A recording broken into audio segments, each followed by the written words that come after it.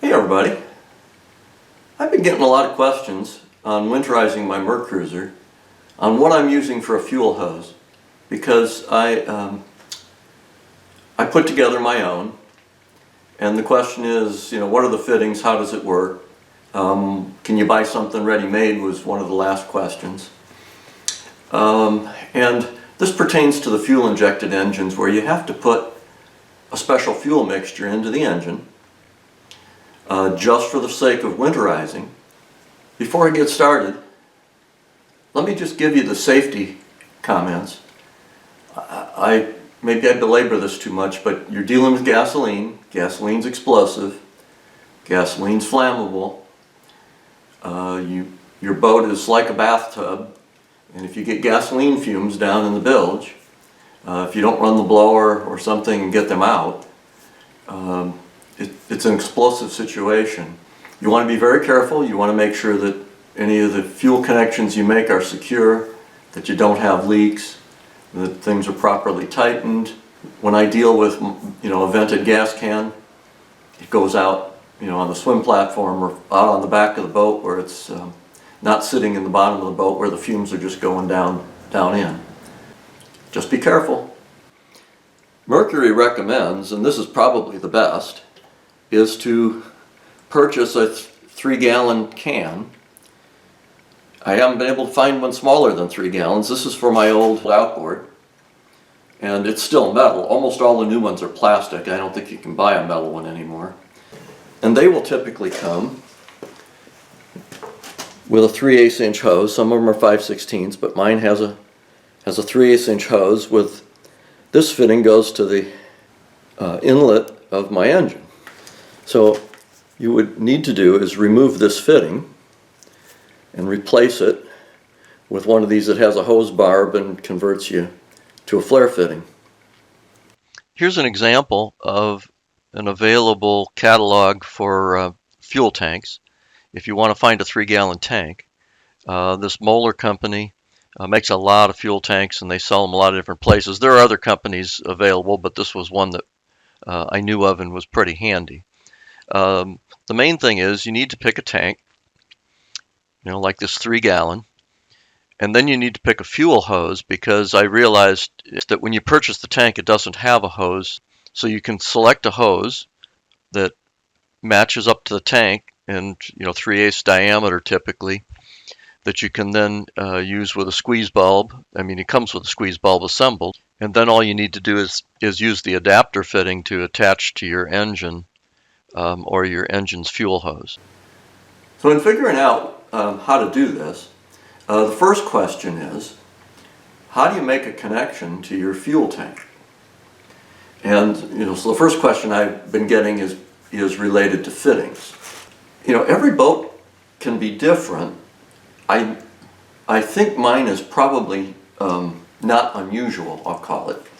I'll use mine as a reference. You've got to measure and check your own fittings. But this one is a flare fitting.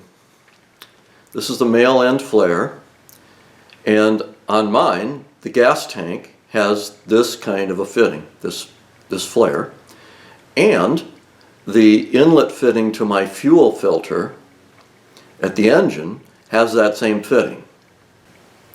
The hose that connects the two has one of these style fittings on the end of it. Now this isn't the normal hose fitting, but it has a nut like this, a female threaded flare nut, that's part of the end of the hose on both ends.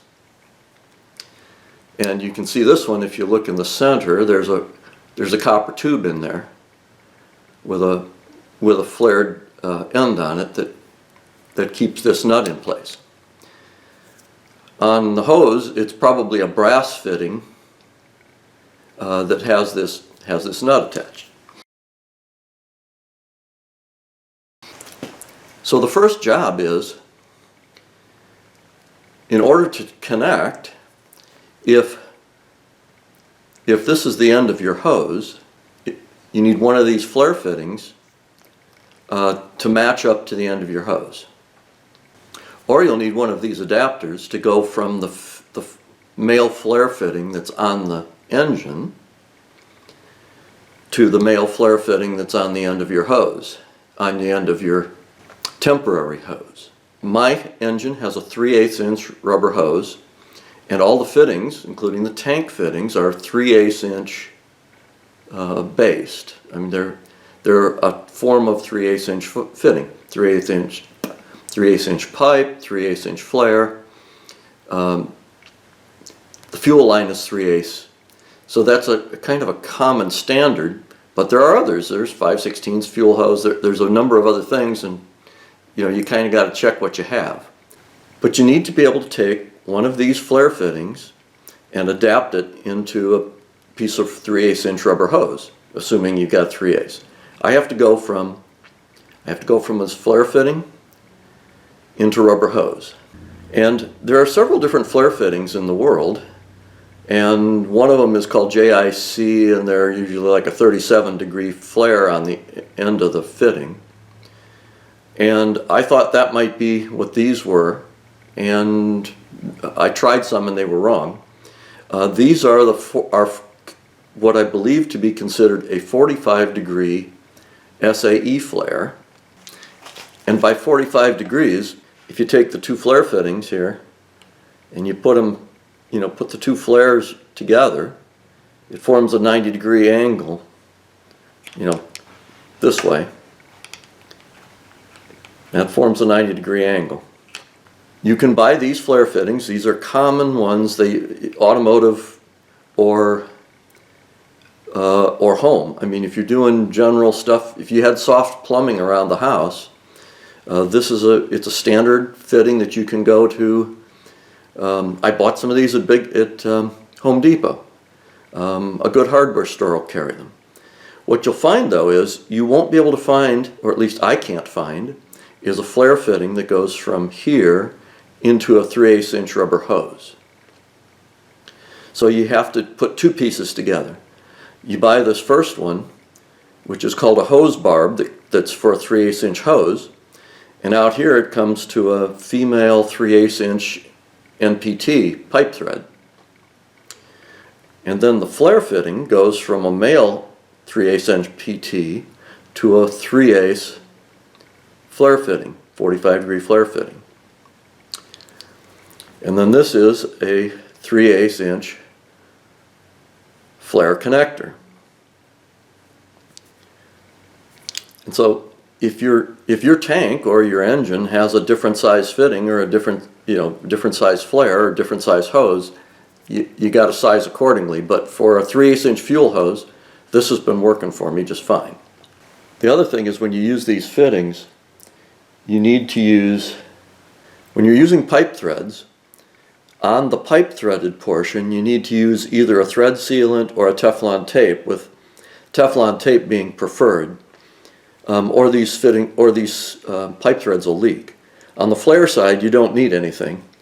It just seats on the metal to metal. But on the pipe threads, tape. And then some good worm drive stainless steel clamps to clamp the joints together. Here are a couple shots off of Home Depot's website with the fittings that they have available that I used to do this job. They've got on their webpage, there's some dimensions and other description. And you may not need a flare fitting, depending on your boat. Some of the boats will have a fuel barb like that at your tank or at the engine, and just have a hose that goes over the hose barb and is clamped. And then you need one of these connectors to splice together your hose and one coming from the engine. Finally, the only thing I want to caution you with a 3-gallon can is you really don't want to fill that can full, because that's a lot of gasoline in that special mix, and I'll explain here in a moment.